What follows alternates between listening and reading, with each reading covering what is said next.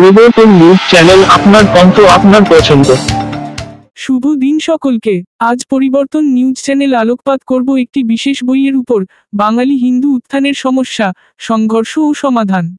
এই বইটি লিখেছেন দেবজ্যোতি চক্রবর্তী, যিনি কার্তিক মহারাজ উর্ফ স্বামী প্রদীপ্তানন্দ মহারাজের খ্যাতি ও দর্শনের প্রতি নিবেদিত।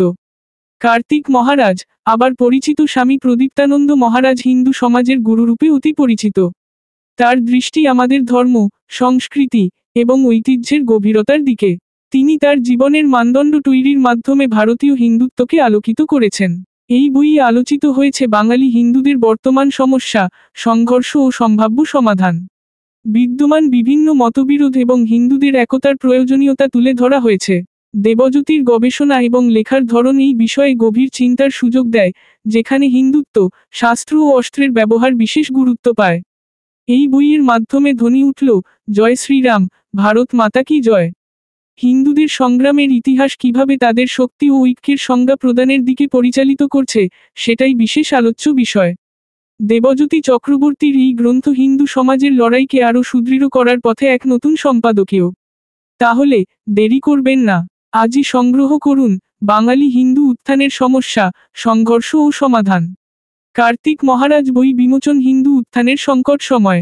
কার্তিক মহারাজ উর্ফ স্বামী প্রদীপ্তানন্দ মহারাজ, বই প্রকাশ বাঙালি হিন্দু উত্থানের সমস্যা, সংঘর্ষ ও সমাধানের দেবজ্যোতি চক্রবর্তীর সংকলন ও গ্রন্থনায়। হিন্দুদের হিন্দুত্ব, শাস্ত্র ও অস্ত্র নিয়ে কথাবার্তা হলো।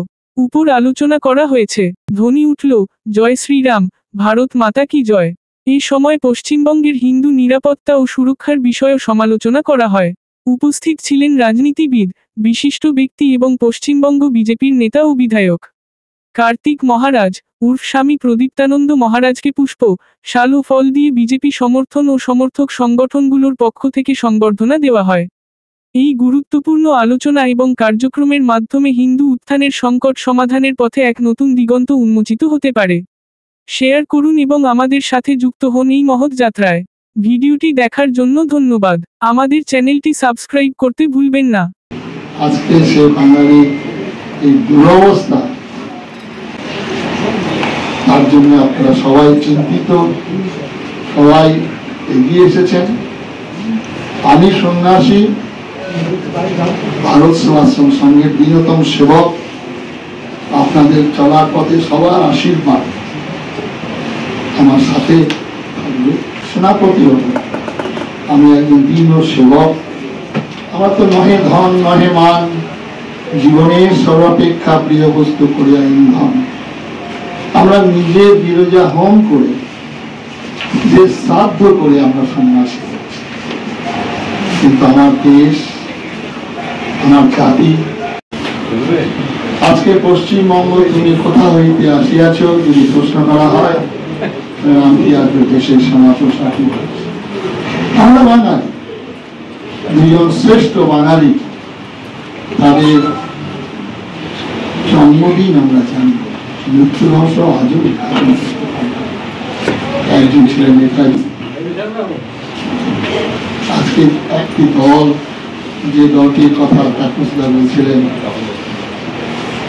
2 দশক ধরে যে দলটা কত আমাদের সান্ত্বনা বানিয়ে দিয়েছিলেন, demand for Pakistan, it is fantastic nonsense. একজন বলেন, if coming Pakistan shall come on my dead body. আমরা বাঙালি, এই দলটিকে 2 দশক যাব। তারপরে যে দলটি সর্বনাশ করেছে, সমস্ত দিক থেকে আমাদের সর্বহারা করে দিয়েছে বাংলাকে। একবার চিন্তা করুন তো, এই দলটাকে আমরা কতদিন রাখলাম। তারপরে যে দলটি আমরা সবাই আজকে যারা এখানে আছে, সবাই স্বতঃস্ফূর্ত ভাবে জায়গায় নিয়ে গেছেন, যেখানে আজকে বাঙালি বলে পরিচয় আমরা বিদেশে দিতে পারছি। আমি কিছুদিন আগে ঝাড়খণ্ডে গিয়েছিলাম, দিল্লিতে গিয়েছিলাম। स्वामी जी आप कहाँ से आ रहे हैं? आप बंगाली हैं? संन्यास बन गए, संन्यास के लिए कोई हिंदू मुसलमान इस्लाम ईसाई नहीं है। तो आप बोलून ना बांगाली, तो एक बांगाली बोलते लज्जा, माथा निचू हो जाए।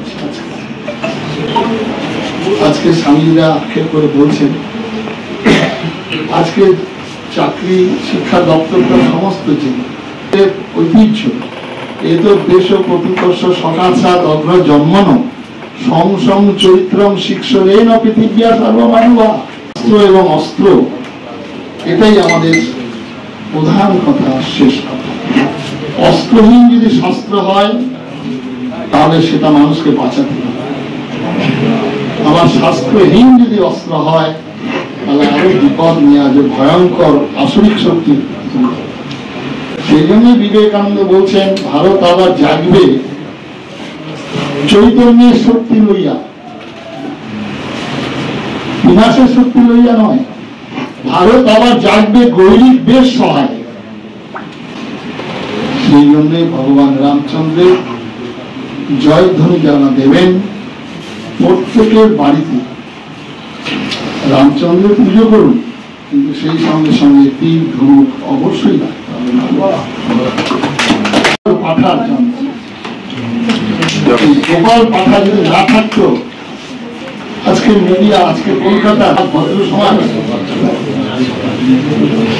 তাই রামচন্দ্রের 14 বছর বনবাস, আমরাও কিন্তু 14 বছরের মধ্যে ওই তারকা রাক্ষসীকে দেখে বলছিলেন যে বিশ্বামিত্র মুনি এই যে হাড়ে পাহাড়, এই 14 বছরে আমাদের রাজনৈতিক শক্তি প্রদর্শন, যেখানে কোনদিন গৈরিক পতাকা ওঠেনি সেই জায়গায় আমরা গৈরিক পতাকা উত্তীর্ণ করেছি এবং 1,37,000 মানুষ সরকারি বিরোধিতা সবসময় এসেছিলেন সনাতনী ভাই বোনরা সনাতন ধর্ম রক্ষার তাগিদে।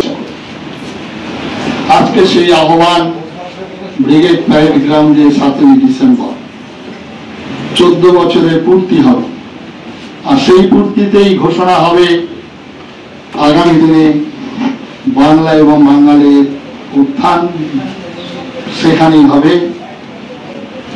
করেঙ্গে মারেঙ্গে, যে করেগা ওই মারেগা।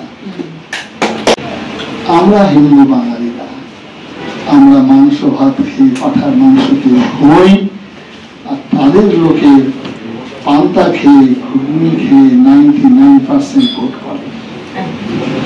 শ্রীহট্টের ইতিহাস, সেখানে ভোটাভুটি হচ্ছিল। বড় দুঃখ, ধনী লোক ব্যবসায়ীদের জন্য শ্রীহট্টটা চলে গেল। আজকে যেসব রাজনৈতিক ব্যক্তিত্বরা যে সাবধান বাণী উচ্চারণ করেছেন,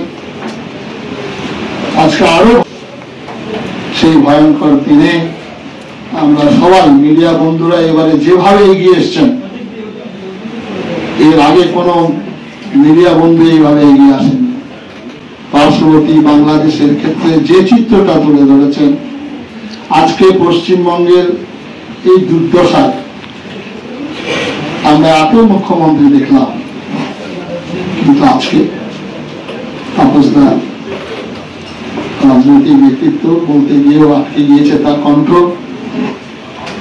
এরপরে আর আমরা তার জন্য আমাদের লড়াই 14 বছর পূর্তিতে ভগবান রামচন্দ্রের সঙ্গে আমরা প্রত্যেকে যারা আছি এখানে, শিক্ষিত অশিক্ষিত ধনী নির্ধন, ওষুধরা সমবেত দেবতাদের কাছে ছিল, কিন্তু দেবতারা একতাবদ্ধ ছিল না এবং দেবতাদের সম্মিলিত শক্তি নিয়ে মা দুর্গা তৈরি হয়েছিল। মা দুর্গা তখন বধ করলেন ওষুধ। আজকে বাংলার মা দুর্গার কাছে শিক্ষা, ভগবান রামচন্দ্রের কাছে শিক্ষা নিয়ে আমাদেরকে কাজ করতে হবে। তার জন্যে শাস্ত্রহীন যদি অস্ত্র হয় তাহলে সেই অস্ত্রটা হবে প্রাণঘাতী অস্ত্র, যেটা হলো আমরা বিজয় মিছিলে দেখলাম।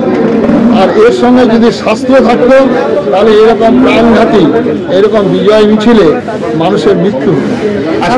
গোপাল পাঠা সেদিন যেভাবে রুখে দাঁড়িয়েছিলেন, আজকে বাঙালি আমরা হিন্দু, আমরা দুর্বল, আমরা ভীরু, আমরা কাপুরুষ, চোখের সামনে আমার মা বোন অত্যাচারিত হচ্ছে।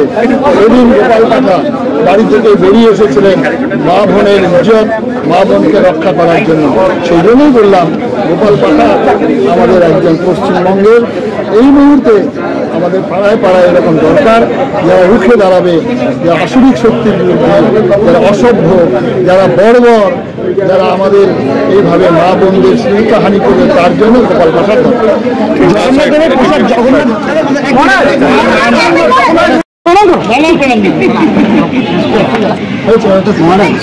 আমাদের কিছুতেই ধ্বংস করা যাবে না। যারা ভাবছে একটা জিহাদি থাকলেও, একটা কাফের থাকলেও আমরা জিহাদ বজায় রাখবো, তারা হিন্দু থাকলে হিন্দুত্ব থাকবে না, হিন্দু মানে হিন্দুত্ব মানি না। তাদেরও বলতে চাই, জল যেমন থাকবে জলত্ব থাকবে, প্রত্যেকটা জিনিসের একটা ধর্ম থাকে। হিন্দু ধর্ম হচ্ছে হিন্দুত্ব, এবং এই হিন্দুত্বই সত্য, সনাতন, চিরস্থায়ী, অহিংসা, সত্য, অস্ত্র, সনাতন ধর্ম। এই ধর্ম কোনোদিন কারোর ধর্মকে আক্রমণ করেনি। রামচন্দ্র লঙ্কা যখন জয় করলেন, লক্ষ্মণ বলছে দাদা এই সোনার লঙ্কাতে হিজের মতো আমাদের, আমরা এখানে থেকে যাই। রামচন্দ্র ধর্ম দিলেন না, অফিসার আমি লঙ্কা বাঁচামি রয়েছে। বেলুর মঠকে কফি হাউস বানিয়ে দেবো। কালের কি পরিহাস, বেলুর মঠের উত্তর